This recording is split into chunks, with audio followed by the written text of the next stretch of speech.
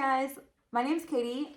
This is the Enchanted Fibers channel, and fun fact about me, I'm in Hamilton, Ontario, Canada. I feel like I keep coming across Canadian podcasters, so figured I'd mention that I'm also a fellow Canadian. And my podcast or my channel is gonna always be about knitting, whether it's like a how-to, but probably mostly podcast is my intention, or like planning or anything that kind of comes up as I go through life. And yeah, so today's episode is going to be a regular podcast, going to talk about finished objects, go into whips, and then yarn acquisitions, and a couple little small bonus segments like gift knitting, and kind of wrapping up my winter knitting, because if you're in Southern Ontario too, you know just as well as me that winter is not over yet, and the seasons are lies. So I know there's more snow coming, and I'm not done with my winter knitting at all. Either way, let's start, and we'll start with our finished objects. I forgot one thing. I said let's start way too soon. I'm going to be putting links to all the patterns and any sort of fun facts about stuff in the description box below, and any sort of special mentions I'll make sure I tag people as well.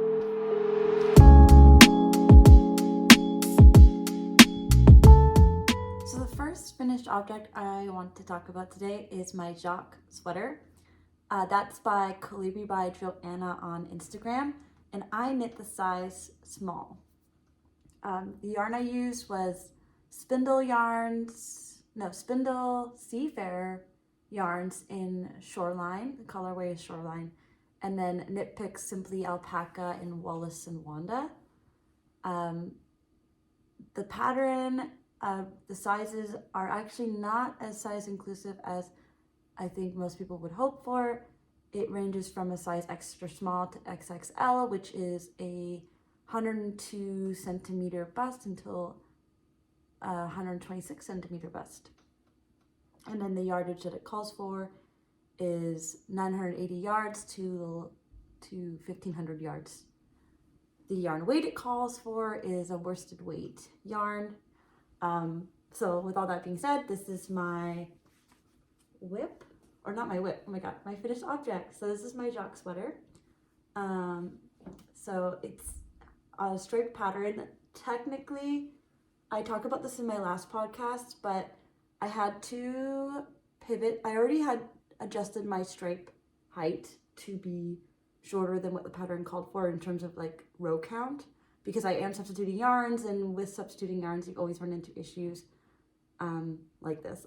I feel like, unless you like meet gauge perfectly, which my vertical gauge I guess wasn't met. I don't even know if it was listed on the pattern. I definitely met the horizontal gauge, so I didn't have to adjust anything that way. Anyways, I believe the row heights were supposed to be 14 rows for each like stripe, and I adjusted to 10, and even though I did that, I still ended up with taller stripes in the pattern. So my stripes, I think it does call for four stripes, like the accent color stripes. So I did do 4, as it said, but this top part of my sweater actually looks a lot different than the pattern photo, because her stripes are smaller, so she has more negative space here. I kind of like it though. Like, all in all, I actually like how it looks on me. I don't know what it would look like without a stripe here, and if I executed it closer to what that pattern actually looked like, but I feel like overall it was a win. I did run into a couple things. I spoke about it on my other podcast, but more recently I was knitting the sleeves, and for one, when I started knitting the sleeves, because I had taken a break from this project, I forgot to adjust my stripe height to what I had adjusted it already for the body, and I ended up knitting 14 row stripes, and I think I did at least until like maybe here on the sleeve, because the sleeves are knit bottom up and then they're seamed to the sweater. Probably knit to here, and that was when I realized, I'm like, oh wait, something's not right here. And I ended up having to frog it back and redo it, and I just did my 10 row stripes. And then I also although I thought I measured for the sleeves okay, I do find the sleeves are actually a bit too long. It bunches up a little bit weirdly around my wrist, and I don't really care enough right now to like frog it back because, well, for one, I'd probably have to like cut into, my arm is so tired from holding this up. I'd have to cut into the sleeve, and then I don't even know. Actually, I guess I could do it from the top, but then I'd have to unseam this, so I don't know. I think either way, it's not worth it, and it's not a huge deal. It just sometimes it bunches up a little bit weirdly on my wrist. And I believe the reason this mistake happened is because obviously, maybe not obviously, but the sweater is a drop shoulder construction. So with that being said, I think it actually falls to around here on me because it's a bit big. And I just didn't take that into account when I was measuring the sleeves. So that's why my sleeves are a bit longer maybe than ideal, but that's okay. I'm okay with that. And my other notes, by the way, I am referencing my notes here. So my other notes are just that the sweater is a little bit itchy, but I kind of knew that because I'm using wool and I didn't expect anything differently. And I feel like usually when I wear it, I just kind of suck it up, or technically if it was actually cold outside, I would just wear something underneath. And then I did for the collar, you pick up the stitches, and I did a folded, I guess a double folded collar. I think the pattern, pretty sure the pattern called for that. I did take something from another pattern I did, which was adding a purl ridge halfway through the collar so that it just creates a nice, like, I don't know, a nice finished look. And I'm really happy with the collar. Like, I feel like I picked up the stitches pretty good. I'm not sure, like, I don't know, can you guys see any flaws? Maybe, maybe not. Yeah, so I think I picked up the stitches pretty good, and I feel like the yarn is pretty structural. I did size down for the needles. I'm pretty sure that's in the pattern.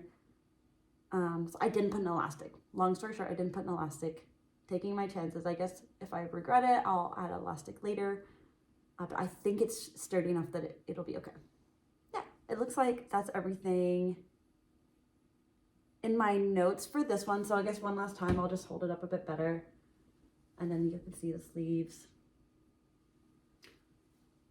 And otherwise I'm really happy with it. I like how it looks on me. So I guess overall that's a win.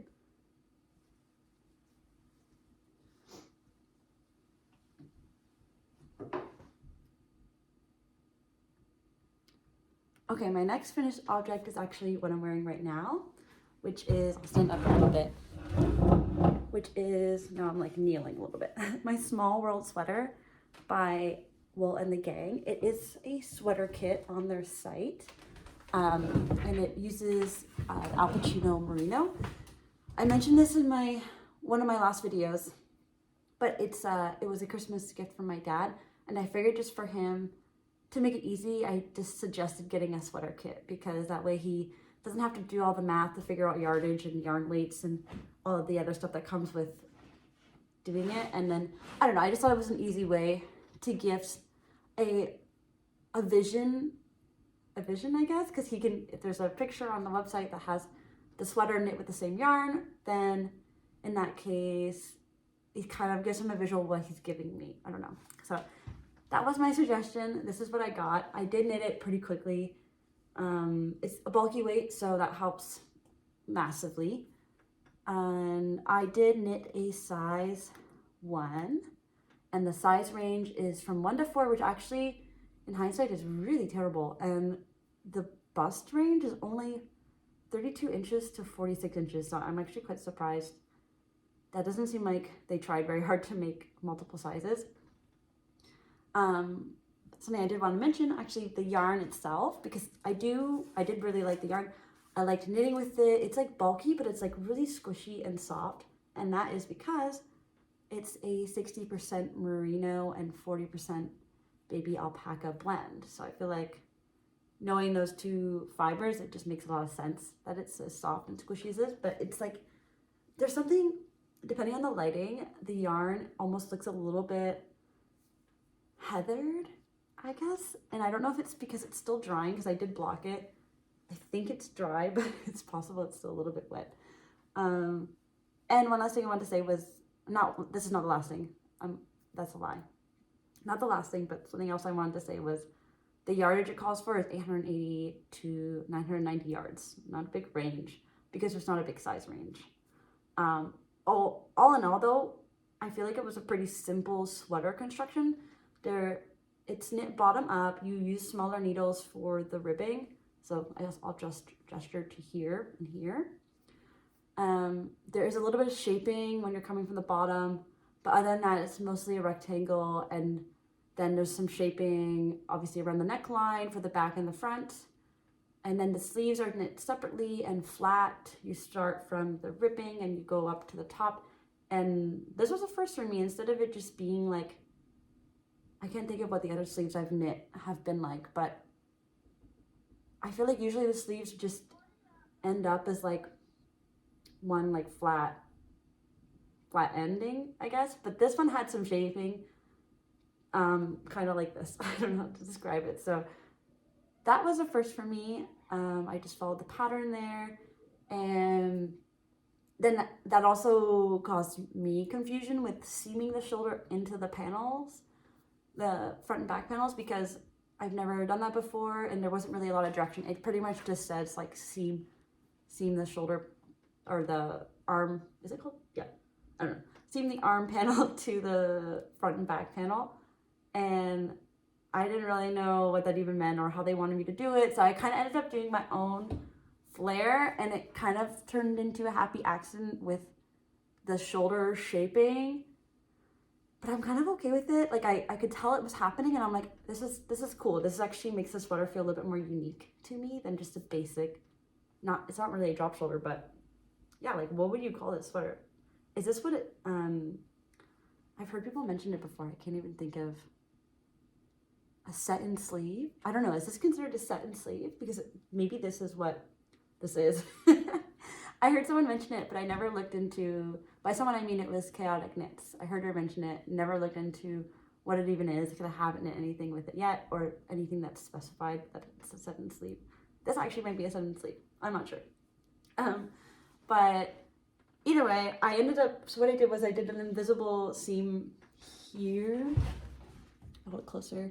So it actually kind of created like an artistic look, because this was the shaping here, and then there was shaping here, and then they kind of just became one big shaping. Interesting. So I did that for the front and the back because it's kind of like a symmetrical layout. And then I actually did it, so I started from this side, did it to here, and then started from the other side, did it to here. And then for this part, I ended up doing like a gathered sleeve look, which I feel like it's my vibe, so it's kind of perfect. And it's just a little bit of a happy accident. Once I did it on this, and I was like, oh, that's pretty cute. Because I had all this extra fabric, so I just figured to just like bunch it and seam it and do it that way. I had to do it on the other side, which was easy because I had a pretty good system then. So definitely not what the pattern intended for. However, there wasn't really a lot of instructions, and it was like, at one point you're seaming like a vertical stitch, right?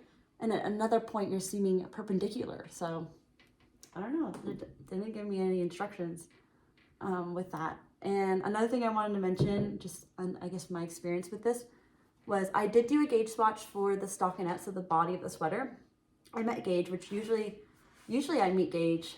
I don't know if it's just coincidence, but usually I do it, especially if I'm using the right needle size and the right yarn, like the specified yarn. So, oh yeah, a couple adjustments. So I actually did 1x1 rib instead of 2x2. So it called for 2x2. I thought, like, because it's a bulky yarn, I just felt like the 2x2 would look really bulky. Like, I feel like this almost looks like 2x2, but it's like 1x1 because of the bulkiness of the yarn. So, and then what happened was I didn't do a gauge swatch for the ribbing with the smaller needle size because I just assumed if I met it for the body, I would meet it for the ribbing. I did not meet it for the ribbing.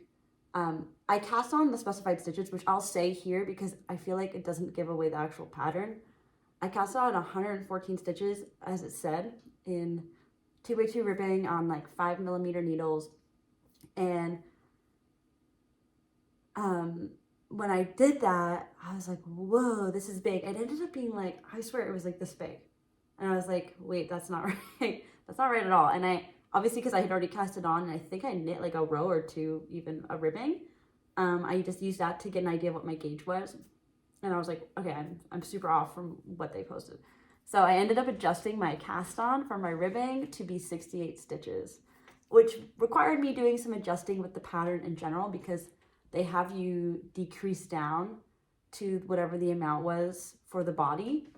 So I had pretty much just, instead of decreasing a ton, I had to decrease less, all in all. Yeah, so anyways, I don't know what's up with their ribbon gauge. I don't know how you could even knit that tight, because I literally had to like, I think I divided the number by 1.66, like the rib cast on number by 1.66. So that's a pretty big difference. And then the fact that I meant the gauge for the body, I'm like, part of me was thinking is it a typo, but it's not, because they calculated like how you decrease down to the body stitches. So I don't know who that knitter is, but and then the other thing I did was, when I was knitting the sweater, I just kept doing like little checkpoints where it was bottom up. So I mean, you just have to kind of picture how it would fit on you. You can't do the same try on as you could with another type of sweater construction. But losing my train of thought. But either way, so I have a really long torso, and I just feel like, because of my proportions, crop things, but like high-waisted pants, for example, flatter me, like that combination of items, just because my torso is long, and I feel like it makes it look shorter and like more proportionate.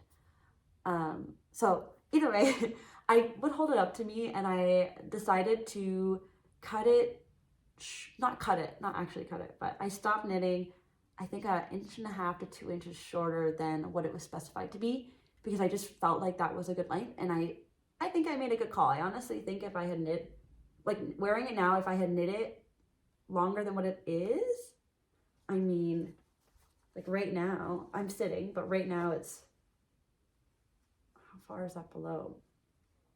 I want to say right now it's like 2 or 3 inches below my belly button. That's with me shortening it. So if I had gone 2 inches more, it would have been 5 inches.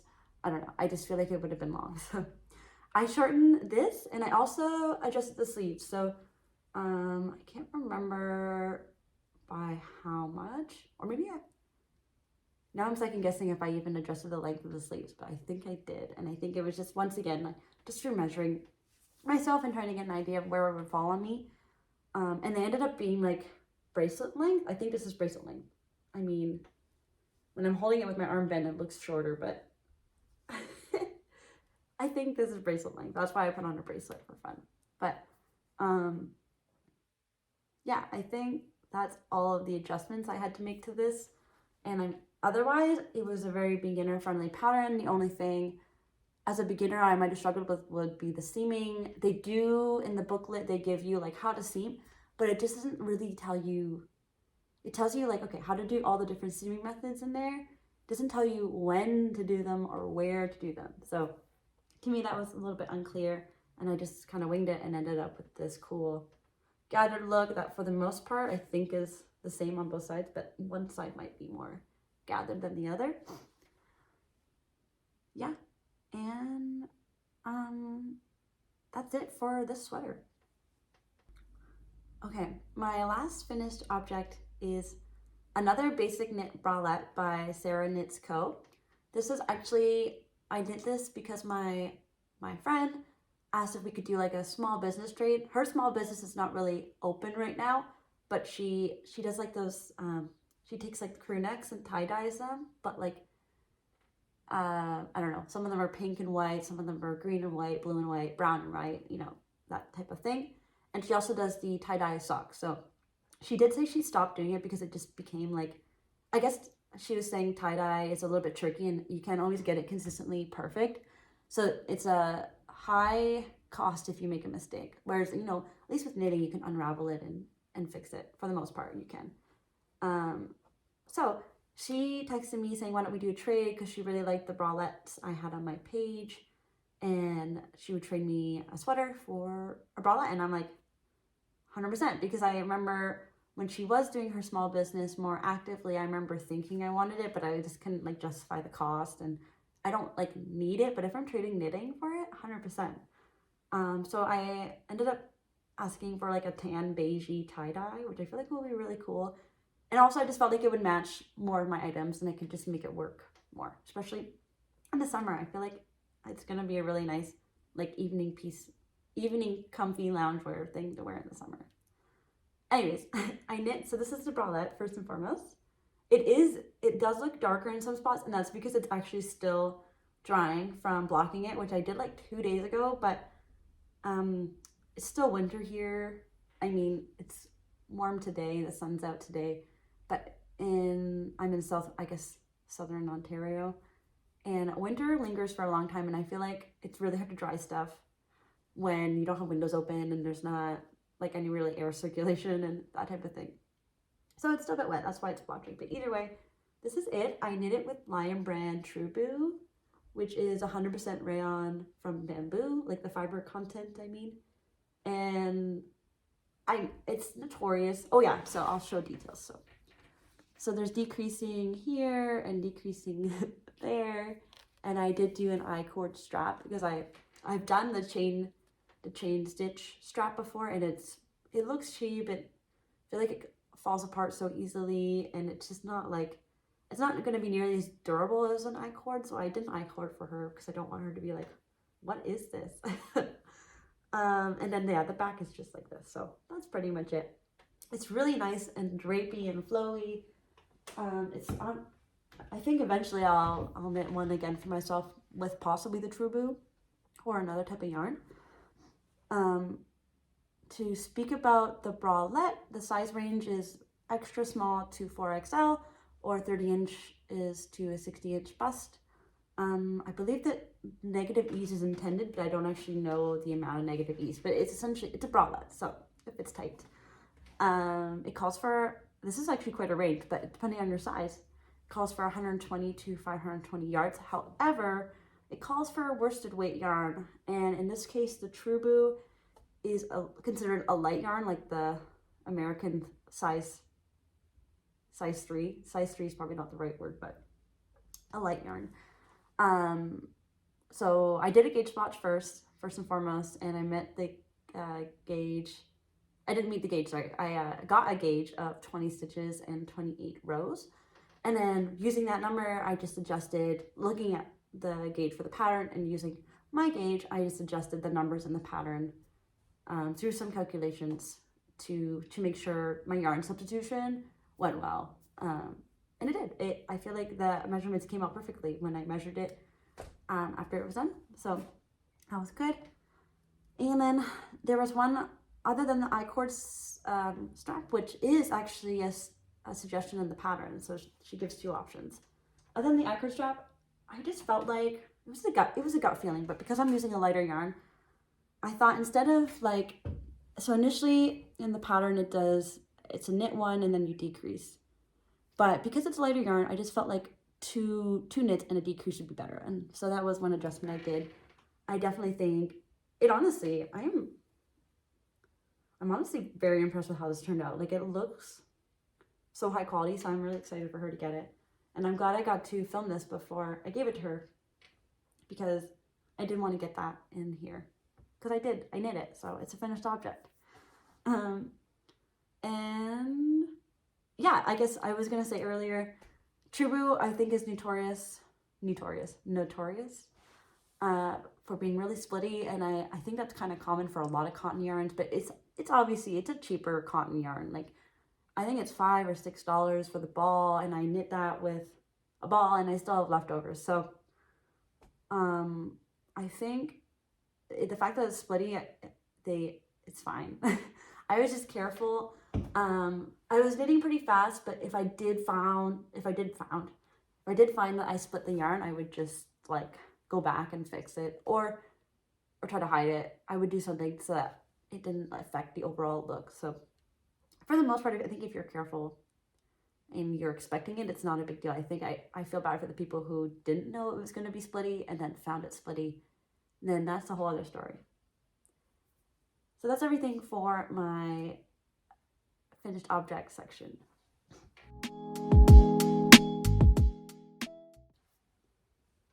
Okay, my next segment is my whip section, so works in progress. I have one whip I'm really excited. They're all exciting, but I have one I'm really excited to share because my last podcast, which, I mean, I posted it like 3 weeks ago. It technically was filmed, I think, a month ago. So I'm kind of cheating a little bit. I'll try to get this one up quickly. Either way, I had barely touched it. Actually, wait, I might be lying because I think I'm thinking of my first podcast. Either way, I think I made a lot of progress on this one. And it's a big one. It's a blanket. So my first whip I'm going to share is my Moonstone Plaid blanket by Two of Wands. And this is a free it's a free and paid pattern. If you want to scroll through ads on the website, it's free. If you want the PDF, then you pay for it.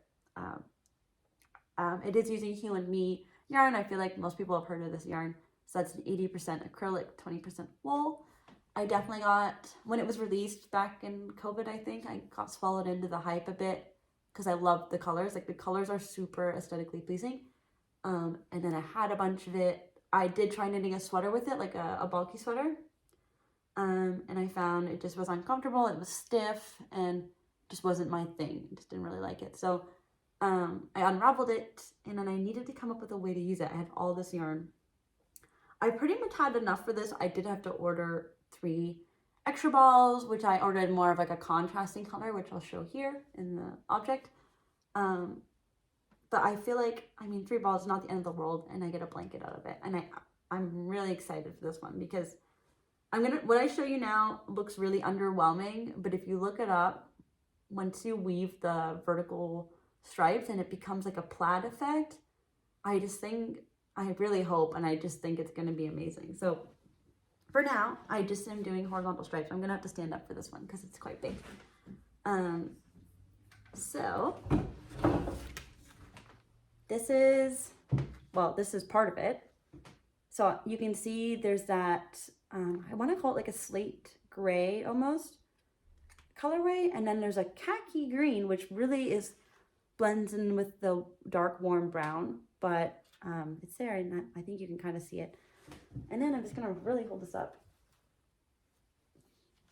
I mean, that's like a so it's quite long now, and I'm almost done. I mean, there might still be 50 rows or something like that, or 60 rows, but overall, like, I'm pretty much almost there. And this project, I've just been keeping it at my work desk, and then if I'm ever waiting for my computer to load something, because a lot of times I do some graphic design for the company, and some of these files are really big. So for example, they'll take a long time to open, and that'll be when I quickly get some rows in. If I'm ever doing a meeting where the camera's off, I will sneak some rows in as well. So it's like my desk project, because otherwise I do find it hard to balance projects, but I'm getting better at it, and I'm definitely seeing the merits of not being a monogamous knitter. Pretty much in my last podcast, can't speak English, podcast, I did say I think I'm a monogamous knitter because I've always just kind of been monogamous with my projects, but I figured after that I would actually try not being one and doing like 2 to 3 projects at a time. And overall I would say that went really well. Also, I kind of nudged my tripod. I don't know if I got my angle back properly. I think it's close. Either way, I was talking about how I thought I was a monogamous knitter because, well, I think I was for years actually, because I was always just knitting one project at a time. I figured I'd try not being monogamous, trying a couple projects at a time, and I now see, the merits. This is where I left off, I think. I now see the merits of that. Because for one, you can get a variety of different weights of yarn, so you're not just doing one weight of yarn. And then also I feel like it takes away that hustle aspect of just knitting one project, where you just feel like you're like, I just want to get it done, and you're not actually enjoying, or I'm not enjoying the moment as much, I think, because of it. So having a variety just makes it more fun, it makes it more exciting. Maybe I'm a bit more engaged, and I kind of like it. So I'm going to keep doing it. Also, sometimes you just don't feel like knitting with fingering and you just want to knit something else. So long story short, I'm actually going to circle back to the blanket and just say a couple more stats because I feel like stats are helpful for people. So the pattern does call for, it's obviously one size. I mean, you could adjust it if you wanted to. The pattern says it uses 1,096 yards for the blanket, which is actually, I mean, it's bulky weight, so keep that in mind. And then, I'm trying to think, I will say that a couple of adjustments, not really a big deal. I mean, I feel like this blanket is a little bit of a free-for-all. She does give you row counts for the stripes, and because I added in some contrasting colors and I ran out of yarn at one point, I adjusted a couple things. Now I'm back on track. Now I'm back on the pattern, but near like maybe 3/4 of the way, it's a little bit off from the pattern, but I know it's not a big deal. So I'm rolling with it. And that's everything for the Hue and Me, oh my gosh, the Moonstone Plaid blanket, which is made from Hue and Me. Okay, my second whip is my Giselle blouse. So in my last podcast, I talk about this as being kind of like a knitting plan or like a goal or this is something I want to knit. And it was a high priority item. Like I'm like, this is happening. Like I bought the yarn, I knew I was making it, and now I'm making it. So I guess since I last filmed, I've made a lot of progress given I had absolutely nothing and just an idea in my head.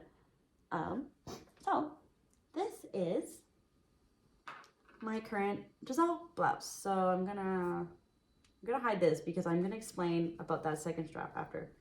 But whatever.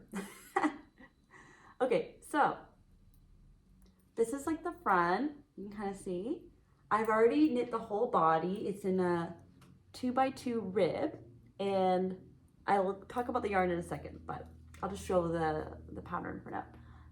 And then the sleeves are knit single-stranded with a mohair, which it's a workout. It's a workout, but it's coming along, and I really love how it fits. Like I've done a lot of try-ons with this one because I really wanted to make sure all the heights and stuff were good, and I really like how it fits. And I definitely think I'll be doing another fingering 2x2 top in the future because it just like cinches in so nicely in all the right places.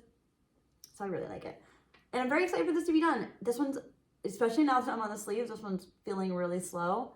And I think it's just going to be a little bit of a slog, as they call it. Because it is single-stranded and it's mohair. But let me show you this mohair for a second. So, and it's actually perfect that the sun is kind of changing positioning. But I hope you can see, like, there's like a gold glitter in this yarn. That was something I really liked about it. And that's not a trick of your eyes. That's not a trick of the sun. That is like literally there's like gold glitter in this. And because of that, the content is a little bit different, but I'll get to that. So this is my Giselle blouse. My body yarn, I'm using the, I'm gonna mispronounce this, but Julie Asselin Lezu fingering yarn in the colorway Biscotti, which is a 90% wool and a 10% silk. By the way, I am substituting yarn for this one. I was so close to buying Fabel Knitwear's yarn, and honestly, I think even with customs and shipping and exchange rate and everything that comes with ordering from Europe, it was pretty close in price, but I just figured, you know what? I'll support local, and also, like, who knows? I could have got dinged really badly with the customs and might have been unexpectedly paying a lot more than I thought I would be. But to pivot slightly to Fabel Knitwear's yarn line, I guess, the pattern does call for her Athena, which is a fingering, also similar composition. I think it's wool and silk, mostly wool, partially silk blend. And what was so cool about her yarn, she had some beautiful colors first and foremost, and I think one day I will order from her site. I am going to be in Europe, and I kind of wonder if I should like order to the hotel or something, just so I can like pay less customs. So maybe that's an idea. Either way, the Athena yarn has like this like sparkly fiber in it. I don't know how it's done, but it's there, and I really like that about it. And then that was why when I was picking my mohair, I thought this mohair I chose, which I'll talk about in a second, was absolutely perfect, because even though my body yarn has no like gold sparkle, my sleeves have this gold sparkle, and it's just first and foremost, it's totally my vibe. I love glittery and frilly and flouncy and all that stuff. I mean, look at these puff sleeves. Oh, my cat's at the door. She's gonna think I hate her. Okay, I'm gonna get to you in a second, Melody. Anyways, the yarn I chose was the Lace Lame. I think that's how you pronounce it.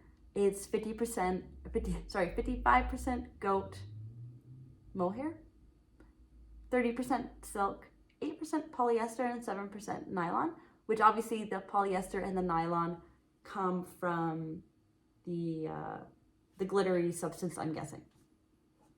On that note, I'll be right back because my cat. Hopefully I'm back in the same spot. So that was about the yarn and sizes. I'm going to talk about all those specs. So size range is decent. Size extra small to 3XL, which is 80 centimeters to a 135 centimeter bust. Yardage, it calls for around 1,000 to 2,000, depending on your size and yards. Of fingering, pretty much fingering, except for the mohair, which is like a lace weight. And then for the yarn, obviously I'm substituting. I met gauge, or I was like, you know, the smallest amount off for both of the yarns. So I'm rolling with it. I'm just following the pattern as it is. And I think at this point I wanted to talk about the actual knit, or the, I don't know. I wouldn't say alterations, but mishaps that have happened. Mishaps and decisions, I don't know. So the pattern says to cast on in 2x2 rib. There was no cast on method specified, so I just went to Google and I said, what's the best method to cast on 2x2 rib? And what was popular was the alternative cable cast on. So that was my first time doing it. I haven't done it in a while, so I don't even know if I could explain it on camera. But you're kind of using a cable needle and rearranging the stitches a little bit to be 2x2 rib. I'm pretty sure that's how it worked. Yeah, and I mean, I can show you. I think I did a good job. I don't know, what do you think? Oh no. Sorry, my computer is touchscreen. I don't know, you can tell me if it's bad, but I think I did a good job. At least for me, I'm not gonna notice it if I made a mistake, so that's good. Yeah, so I did a 2x2 alternative cable cast on. And then also, partway through the pattern, when you're knitting the body, you're knitting up until like this part here, essentially. And Fabel Knitwear specifies, like, make sure you measure how it's gonna sit on your neck to make sure you, I don't know, don't knit too high, or you just knit the right length for your body. So fortunately, because she put that note, I decided to try on my top and just make sure it was sitting in the right spot. And I realized I had to stop knitting like ASAP. Like I was at, like my ideal neckline I think is probably around here, because I love having this part shown. I just think it is flattering on me. Oh my god, my nose, sorry. I'm also coming off of a cold, or still going through a cold, so my nose is like weird. So anyways, fortunately, because of that note, I realized I needed to stop like pronto, and I can't remember what length I knit to, but I think I cut it short by like 10 centimeters. No, maybe 5. I don't know. Like if I had knit what her pattern said to knit, it would have been like up to here on me or something, and I would have absolutely hated that. So glad she had that note in there, because I was able to catch it and adjust. And then other than that, I just had to adjust the back panel too to be accurate. What's the right word? I had to adjust the ratios, right? Because if I knit my front panel a lot shorter than expected, I think I had to adjust my back a little bit, perhaps, because I think I'm also knitting a slightly more cropped version of the Giselle blouse because just where it was sitting on me, I don't know. It just all made sense and I just made the modification. And then also for the straps I ran into, I think it's mostly my fault, like just me not understanding the way the pattern was written. But when I was knitting the straps, I kind of messed up the decreasing a little bit. And then also I thought that if I slipped the first stitch, it would look neater. And I was wrong. I was very wrong. So actually that was that one strap I was trying to hide. This was what happened when, well, first of all, I messed up the decreases. So I did too many. And then I also was slipping and it ended up just looking super wonky. I don't know if you can see it. And I'm actually afraid to show you. Okay, it doesn't look like that on camera, but what happened was I knit both the front straps kind of like that, so wonky. And then I was like, that does not look right. And how I decided to approach the situation was I initially was like, maybe if I slip stitch like a chain along, it would look nicer. Because I was trying to be lazy. And that didn't look good. So I frogged that. And then I started working on the back straps. And I started working on the back straps. And I just made sure I followed that pattern. And that time, or I followed the pattern. And that time, I didn't slip the stitches. I just knit as what it said to do. And those turned out good. And then I realized that I was reading the front strap directions wrong. And, oh my gosh. Like, I keep getting distracted and words escape me when I get distracted because my brain just goes like to another planet. But anyways, I realized my mistake. I was able to correct it. I did, at that point, I was just eager to start the mohair sleeve. So I frogged back the one front strap and I did it properly. I seamed it to the back and I started the sleeves. And then after I'm done the first sleeve, I'm going to frog the other front strap and then do the same thing again, which honestly, these sleeves are going to take me a long time. So I hope eventually I can get through it. And I believe that's everything in terms of my notes for the Giselle blouse. My last whip I'm going to talk about is Cardigan number 6, which has been on my wish list for a while. I did try to find a substitute, but just none of them were doing it for me. Because ideally I just wanted to try to just pick a pattern that was a bit more size inclusive and yada yada. And I don't know, the stitch was just really nice and I had to do it. This was the one. And also I just had the perfect amount of yarn in stash, and I'm trying to go through my stash, and I don't know, it was just meant to be, maybe. So I initially was going to share my swatch, which I did bring down anyways, but I actually have been knitting on it for just like a day or so. This is it. So this is where I'm at. This is the back panel. I believe it's knit top down. I've never done a top down like raglan or anything like that before, or okay, well, I might have done it, but I just didn't know I was doing it, so we'll never know. I think this construction is going to be a first for me, so I'm excited to see what it's like, and I'm sure it'll be great. The lace is obviously super pretty. I think I just showed you, but I was a little bit intimidated with the charts. Like, oh my god, when I first looked at the pattern, I bought the pattern and I looked at it and I was like, I should like look through this just to make sure I know what to expect a little bit. And I actually felt the immediate sense of like being overwhelmed because I was like, oh my god, there's like 20 charts. And I'm like, what? And my brain was exploding, but I was like, nope, I just gotta take it like one thing at a time. So I did my gauge swatch, which required me also learning how to interpret what was being asked in the chart properly. So I did a couple experiments just to make sure I had a good grasp of like what to expect. So this is my gauge swatch, and there's a couple of mistakes actually, like here. So I was experimenting because at one point one of the stitches was twisted and I wanted to make sure it wasn't intentional. So what I did was I knit the first one, my cat's here. I knit the first one, leaving it twisted, which turned out properly. And then the second one, I untwisted it, and that's what happened. So I realized it's intentional. It was all meant to happen. So either way, once I knit the gauge swatch, I actually felt a lot more comfortable with the charts. And now that I'm going through it, like just little by little, I'm pretty confident I got this. The one thing I'm not sure about, because I did see in someone's Ravelry notes that they decided to knit the button band as they were knitting the front, I guess the front panels.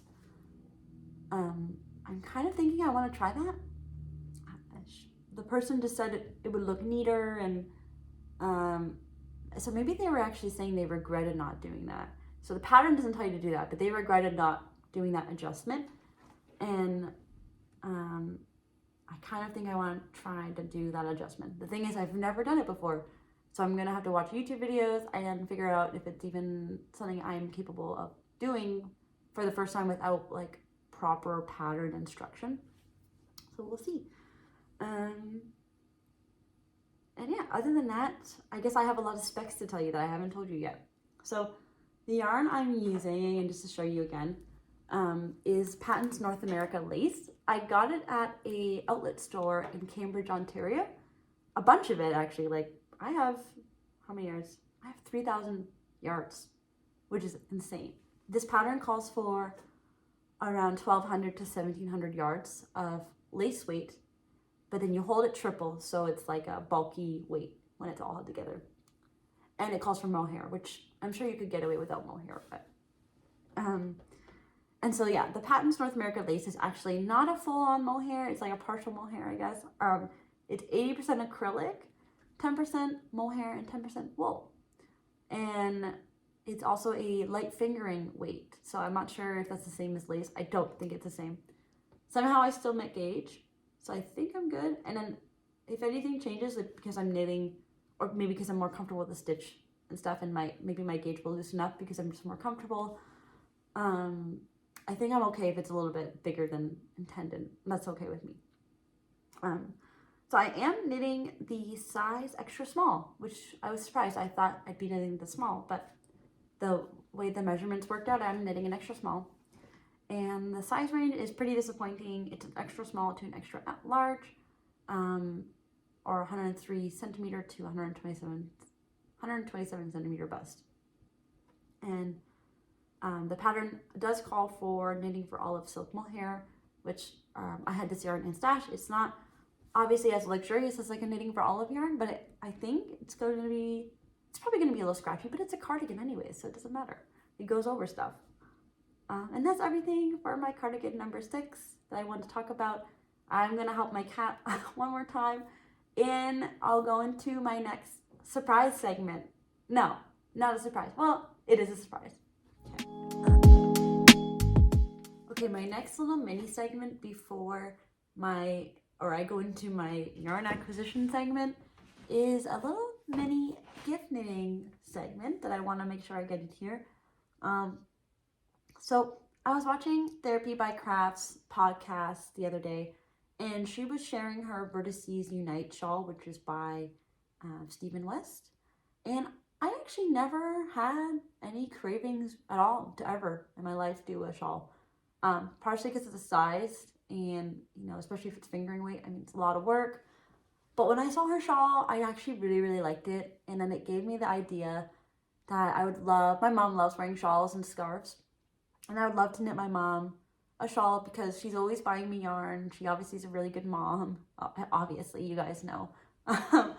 And I really want to surprise her with something like that. And I just think she would really love it. And I know like what colors she loves to wear and buys and all that jazz. So, my gift knitting plan is to do a Vertices Unite shawl, and I'm dying to start it. Honestly, I'm dying to start it.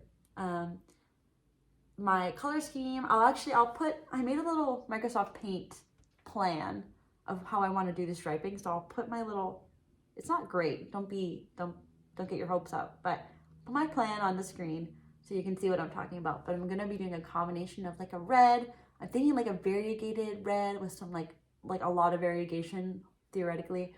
A deeper orange color, maybe a mustardy yellow color, and a dark moody gray blue, because I just feel like with all of those warm tones, I really want to have one little moody tone to kind of like a cool tone to balance out the warm a little bit. a little bit of a contrast. And then I'm also going to be using a dark brown yarn, which is unlabeled. I believe it's a wool of some kind. It's in my stash. So, and that would have been, at one point my mom got me like a scrap yarn bin, so it's possible it's from that. Or my fiance's grandma could have given it to me, to be honest, but it would have been like years ago at this point, so I can't remember. So yeah, that's my plan for the color scheme. I'm really excited for that one. I just feel like she's going to be super touched. And my plan, what is my plan? My plan is probably going to be for her birthday, is what I'm thinking. So her birthday is September 14th. And coincidentally, I'm meeting up with her when I'm in Portugal with my fiance.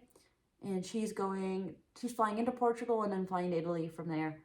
I guess apparently it's cheaper for them to do it that way. And my parents are going to be meeting up with us in Portugal, and we'll have some fun going to see Sintra there and out of Lisbon. So I think my plan is to give it to her there, probably.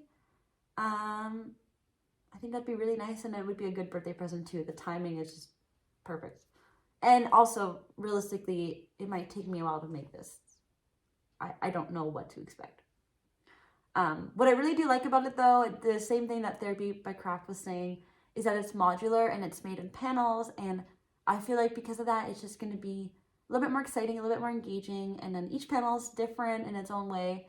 So yeah, overall, I'm really excited. There's two sizes. There's a small and a large. From what I can tell, the small doesn't seem like too small. But I am going to actually, at some point, take out a measuring tape and decide, do I want to make her a big, large one or a small one?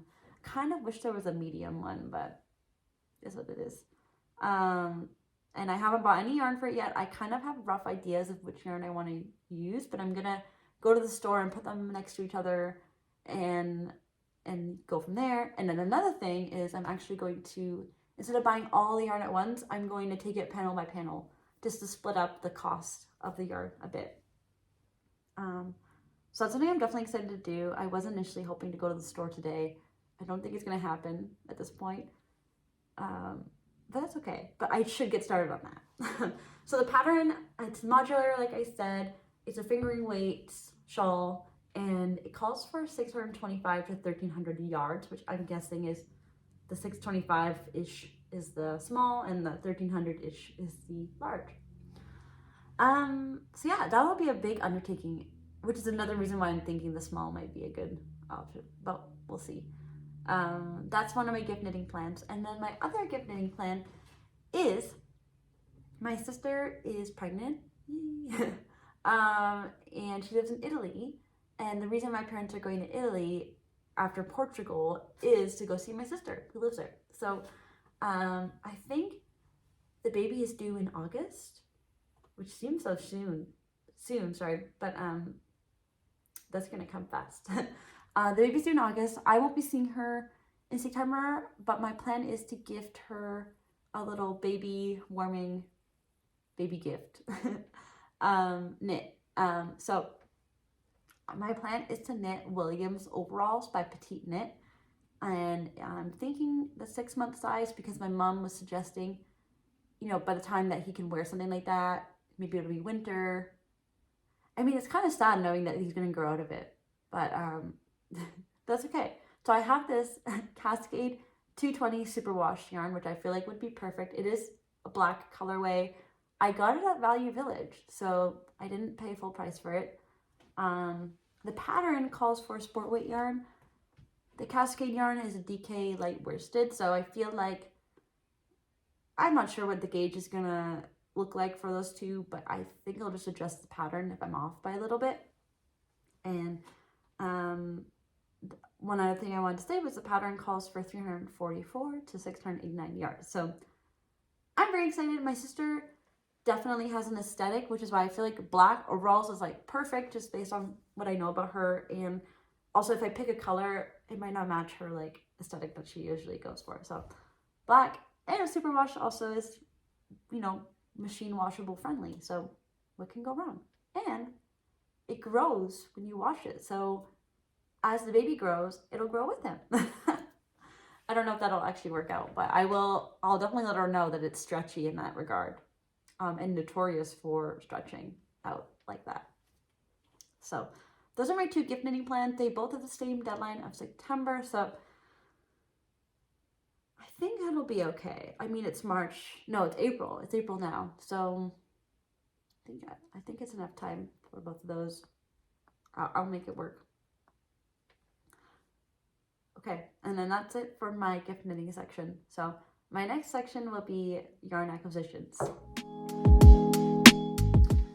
Okay, so if you're still with me, thanks for sticking with this. I feel like I've been talking a ton, and I'm sure my cold isn't helping with my throat at all. But this section is kind of a big one, and I mean, I don't know how else to go about it. Most of this was actually gifted. Some of it is stuff I've had for a while. Like, I haven't procured it in the last month at all, but it's just like, in a way, it's either become new to me again, or because it's going to be something I'm using in the near future, I just want to talk about it here. Actually, there's one yarn here that I don't think I need to talk about, but it's in this pile. That's okay.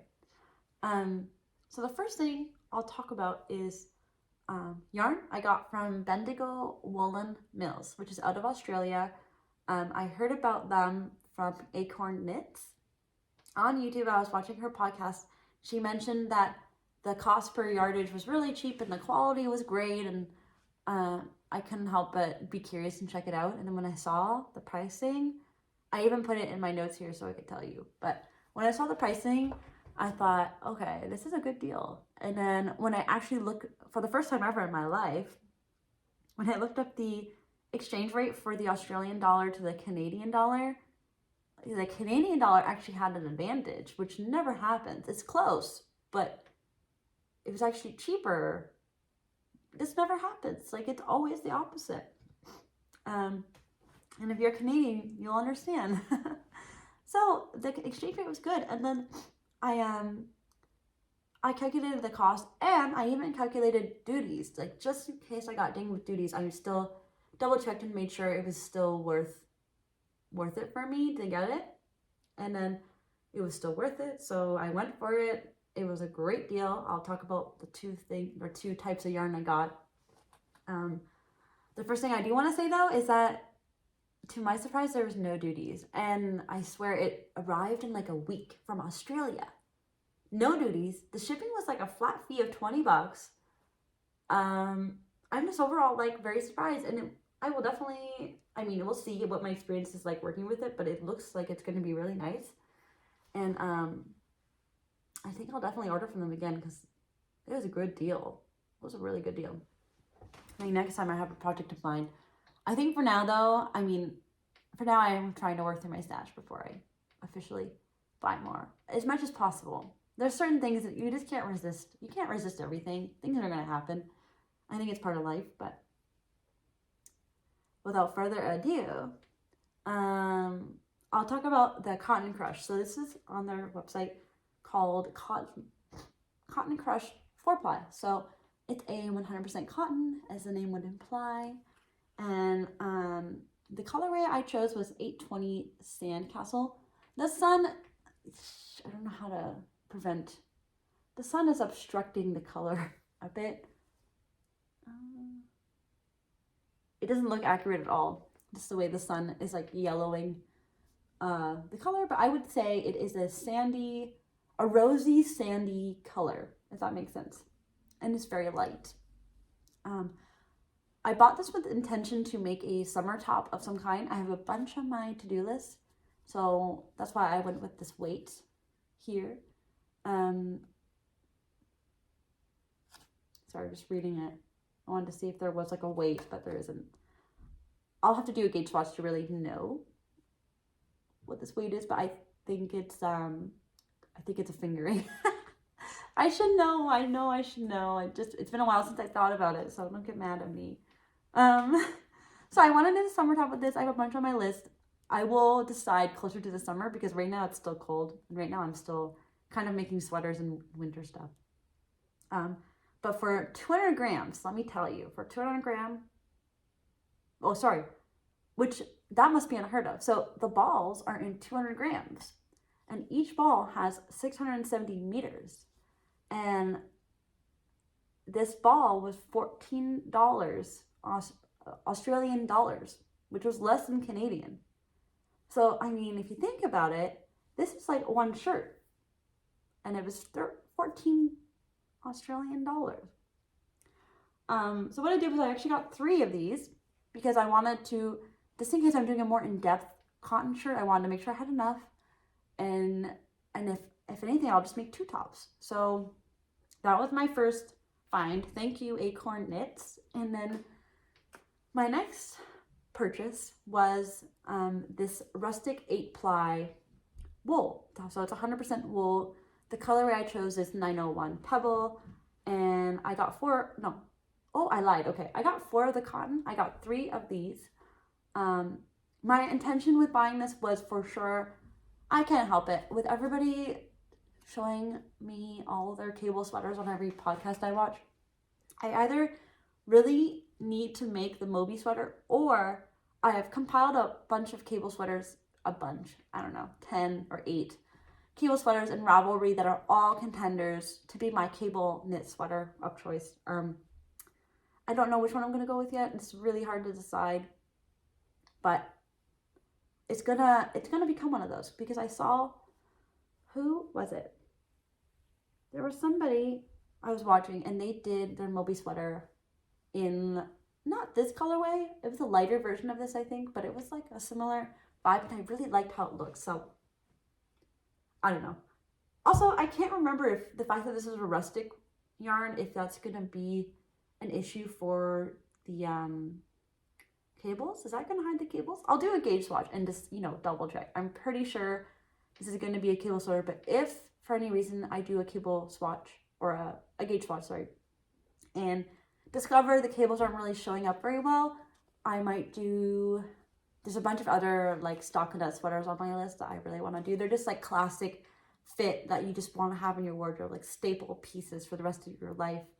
I have a bunch of those on my list, so I'd have to filter through and decide. But it's going to be, this is definitely going to get used. It's like also the perfect color, in my opinion. To give you the good stuff though, so this ball is also a 200 gram ball, and each ball is 400 meters. And once again, it's approximately, well, this one's 15 Australian dollars per ball. So I mean, to put it into context, you're looking at 45 Australian dollars for your average sweater, which I thought was really good. The color, I don't know if it's getting obstructed. You can kind of see the warm glow of the sun, but it's like a warm light brown, but also like kind of muted, like a little bit of a gray, almost like a grayish brown light color. So that's that. My next yarn, this is gifted not by a company, but by my mom. My mom gifted it to me. She was in Portugal. It's funny because her and I had this chat before I decided I was going to Portugal. So just kind of the way the cookie crumbled. When I go to Portugal, I probably still will buy yarn. I'll just make sure I buy it from a different spot, like a different store, and support a different store because I don't want to I already got yarn from this store. So anyways, when we were looking up, she told me, well, okay, long story short, she told me she was going to buy me yarn as a gift. She said, find a shop in Lisbon that I want yarn from and pick yarn and just tell her and she'll get it. So very, very, oops, I hit my tripod. Very, very generous of her, of course. I found this through YouTubing and Googling Rosa Pomar, which I think I've been hearing a lot about them in other podcasts lately. And then I didn't know this at the time when I had asked for this yarn, but their yarn, I guess the Mondim one recently, I think High Fiber Knits mentioned it and someone else also mentioned it.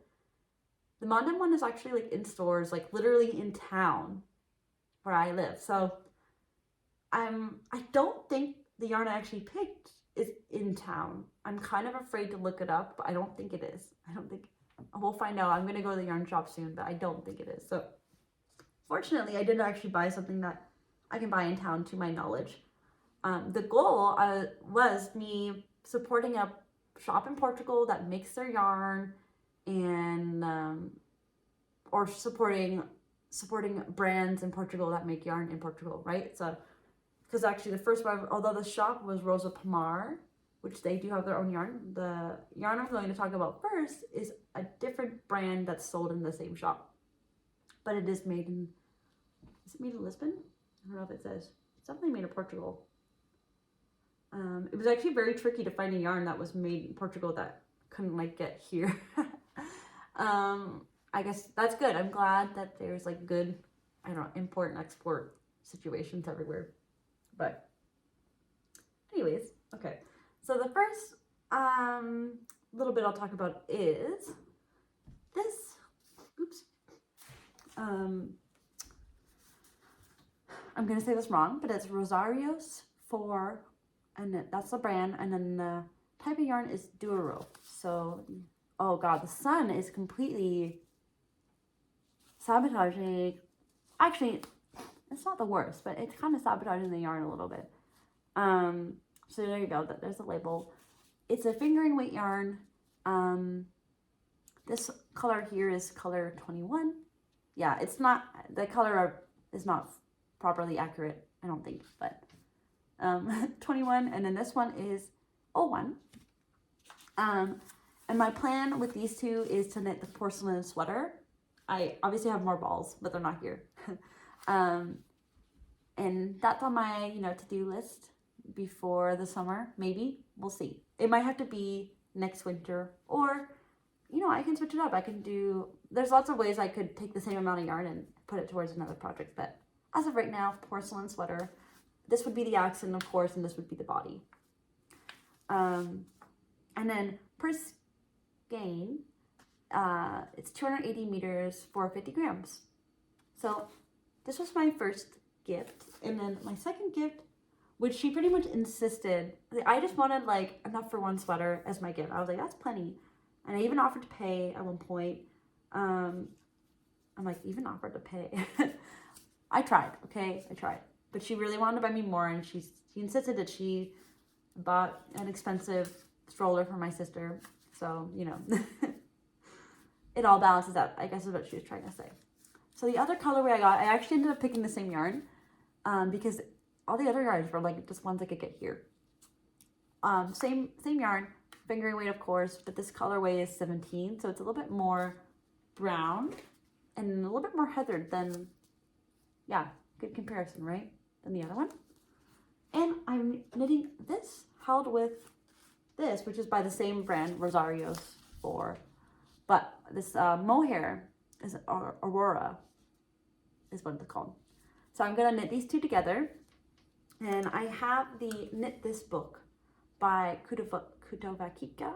So I want to knit the Room to Bloom sweater with these held together. And I did swatch. The funny thing is though, I swatched with actually, I accidentally swatched with this one and this one instead of this one and this one. But I mean, the end goal of a swatch is to know if you're meeting gauge, not necessarily, it's not the end of the world that the colors are off by a little bit, not a big deal. So this is my swatch. I mean, I think it'll look cool in a sweater. I'm pretty sure it will. I'm just like slightly scared, but I'm gonna do it because overall I think the color will be nice on me with that nice like chocolate brown mohair, which I'll talk about in a sec. I'll finish up with this one. But yeah, so that's my plan, is to make that sweater. And the nice thing is it's a sweater quantity of yarn. So if I decide I want to switch to a different sweater, I can. I'm just going to take it one sweater at a time. And if my taste changes by the time I get to this yarn, it's okay. So yeah, I kind of already said the stats on the yarn, but this mohair, so circling back to this, this is a 70% kid mohair and 30% silk blend. And the core is like a white core. It's funny, I always hear people talking about like the core of mohair, and I feel like, I don't know, I guess the only other mohair I've used was white, so you couldn't tell what the core color was. It was probably white. But this one you can definitely see the core even here. So I don't know, that's probably normal, right? I'm holding it with like a whitish yarn anyways. I feel like it's not a big deal. So the color I did get though was color code 50. And obviously this is a super fine. And 25-gram ball is 210 meters. So that's my other acquisition that will go with this guy together. Okay, and then this yarn is made by or manufactured by Rosa Pomar. I'm probably saying that wrong. I'm really sorry. It says, I wish I spoke Portuguese. A Rosaria apresenta. Well, okay, that's like, sounds to me like it's saying Rosaria, which is the, probably the company, and then presents, right? And the yarn actually is called Coast. So it has this cool little label. This yarn is a, oh my gosh. I don't know if it says. Okay, it's a fingering weight. I think it's a light fingering technically. It's 55% lamb's wool and 45% cotton. And my intention for this yarn, I really wanted to have one knit top that was like a super pop of color. My intention for this yarn is the Farfa top by the Knit Purl Girl. I talked about this in another episode that I want to knit this and this is the yarn I chose for it. So I think it'll be really cute with the little frilly, or sorry, it's like a frill sleeve here. I'm really excited. So each ball is 50 grams and 350 meters for the 50 grams. And the colorway is 121. I don't think I said that. So I did get 3 of these, and that should be enough to knit the Farfa top, or just enough. We'll see. So that's that. And then my next knitting, or not knitting, yeah, yarn acquisition is a thrift, not a thrift store, but a Facebook Marketplace impulse, but practical impulse. I have a bunch of tops on my like kind of spring summer wish list, and I figured this would be a practical purchase because I'm going to be purchasing, well, I probably would be purchasing stuff anyways, so that the top is like comfortable. And I know this color will be good for me. It kind of matches my eyes actually. And it's a cotton, so you know, can't go wrong. Anyways, it was a great deal. I think I got 4 of these. It's Rowan, sorry, gosh. It's Rowan cotton glace, and I got 4 of these for $25. So I thought that was pretty good. I think the colorway was like, it's not on the label, but I think it's like sky or mist or something to that effect. And each ball is 50 grams, and you get 125 yards for the 50 grams. And I have 200 grams, so it's going to be a small summer top. I don't think it's going to be the biggest summer top in the world, just knowing how much yardage I have. But overall, I'm excited to use this and give it a go. And also compare it to like the True Boo and see like what's, you know, how does it compare? Is it splitty? I don't know. That's that. I'm almost at the end here, so hang in there if you're still with me. I have 2 other yarns I got at the same time. It was someone else's destashing, but it was an impulse on my end. A practical impulse though, like their colors I do not have in any way, shape, or form, but I know I would love. And they are a little bit different than what they look like in the picture, but not by much, and that's not her fault. It's just the way yarn rolls. Like here, this looks like a really grapey purple, but I would say it's actually a bit more like magenta. I don't know. It's like a magenta-y deep purple. So I got this. This is the Knit Picks Capra DK secondhand-ish because it hasn't been used, obviously, but someone else's destashing from a Canadian destashing group on Facebook. I did get 6 of these. It's a 85% merino wool, 15% cashmere blend, DK weight. You probably could get away with like, I haven't decided what I want to do yet. And I felt like I picked something for this when I bought it, like a pattern, but I can't remember. I hope that didn't interrupt my video, but I can't remember what pattern I picked. So, an option, I don't know. I'm kind of hesitant to say anything. I'm just gonna not set expectations. I'm gonna use it for something. It might be like, it's a hard choice. I had to figure it out. So either way, I got this. And then I also, at the same time, to save on the shipping costs, I picked another yarn that she was destashing just so that I felt like I was justifying the shipping, the Canadian shipping cost better. I got the Knit Picks Elegance, and the colorway is Barn Red. It's like a deeper red, but also bright. Like, I guess if I hold it up for comparison, like you can tell this one's a bit more orange than this one. This one is a 70% baby alpaca, 30% silk blend. I have 4 skeins of this one. You get 110 yards for the 50 grams. It's a DK, if I didn't say that. And my definite plan is to knit an over-the-shoulder sort of crop top. There's a couple on my list, and I don't know which one I'm going to go with.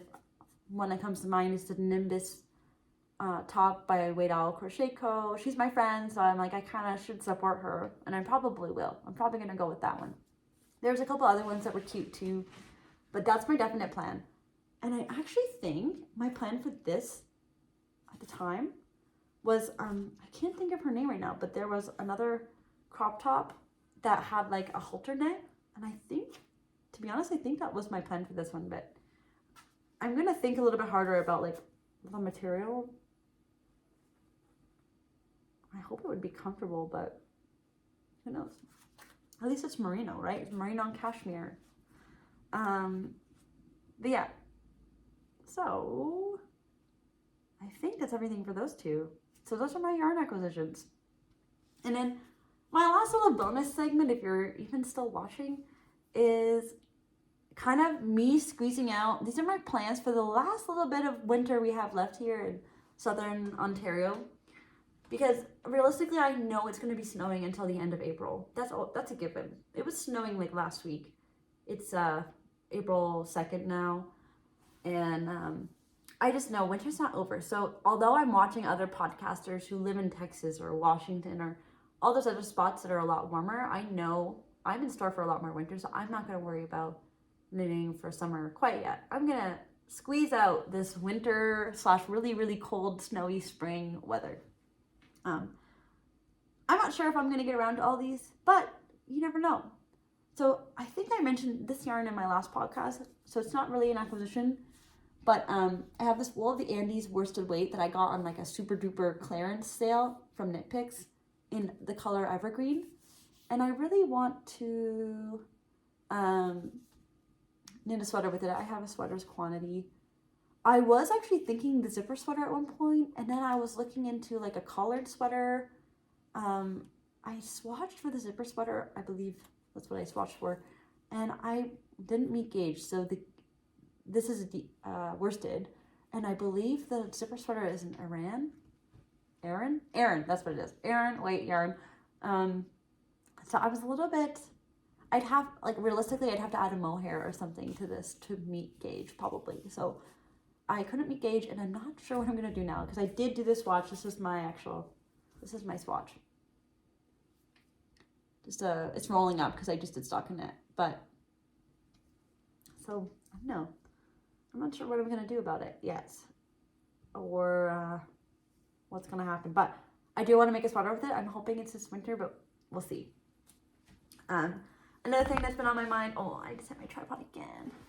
Another thing that's on my mind is, I have this Patton's Wool worsted. I don't have it on my table here, but that's okay. It's like a heathered dark gray Patton's Wool worsted. I have a sweater's weight quantity as well, and I know I want to make a sweater with it. Why wouldn't I?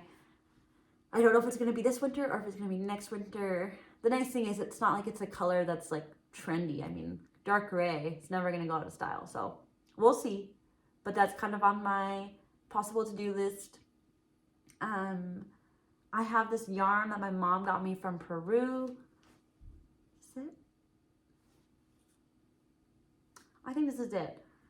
She got me this yarn from Peru like probably 3 years ago.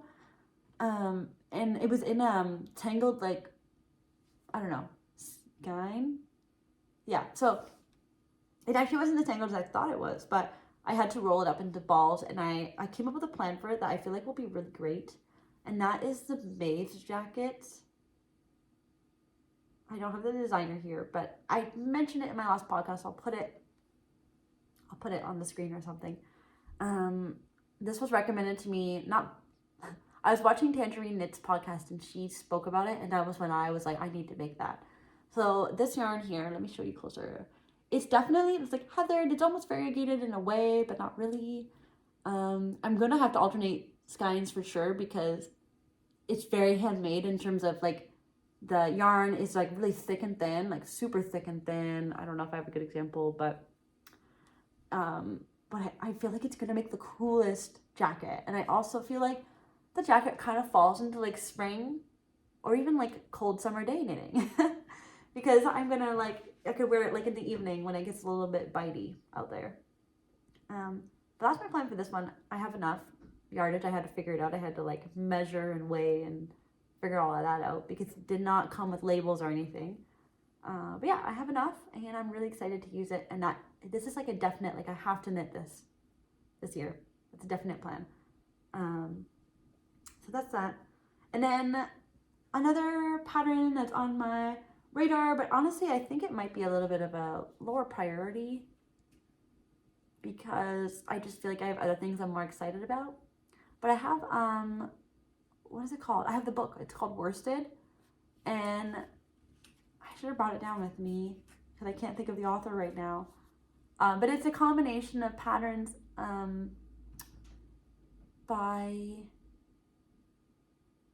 I'll put it on screen. It's a combination of patterns by different designers. Lene? Is it by Lene? Lane's like the publisher.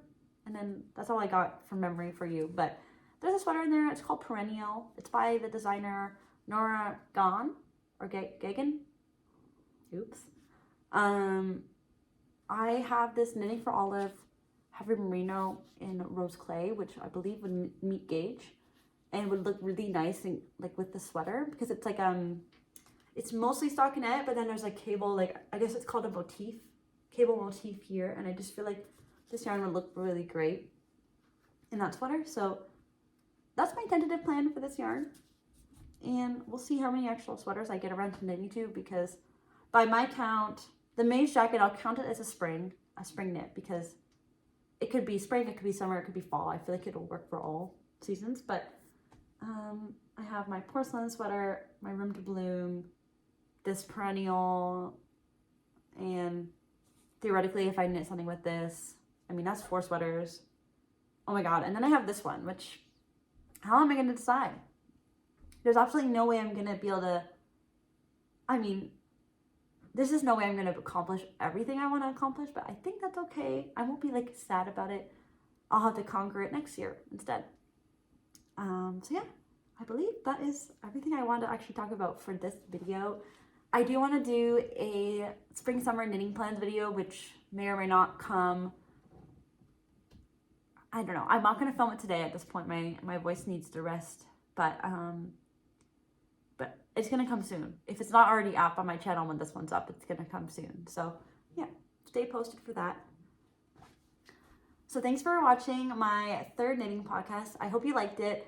I tried to be a little bit more detailed this time, more organized, and like also less chopping out the trying to not. I saw someone else's comment on another YouTuber's video that said like you don't need to crop out every single and I'm like, crap, I kind of did that for my first 2 videos. So if you're back, if you're watching this again, thanks for putting up with my first 2 videos. And I really hope you like this one. If you did like it, please subscribe because I will be posting frequently, and I'm super excited about this little journey that I'm going on with YouTube. By the way, it's not an endeavor for a career by any means, but a little just a side hobby, I guess is what you would call it, but I'm excited about it. So please subscribe if you're still here, and I really hope you enjoyed it. Let me know what you're knitting on, if you're knitting any of these projects I've spoken about, or what you're knitting while you were watching. I'd love to like just hear about that. So yeah, I think that's it for my little outro, but my Instagram is Enchanted Fibers and More. I'll put it on the screen if you'd like to follow me on Instagram. I'm trying to post more often there, and yeah, I guess that's it. So I'll see you next time.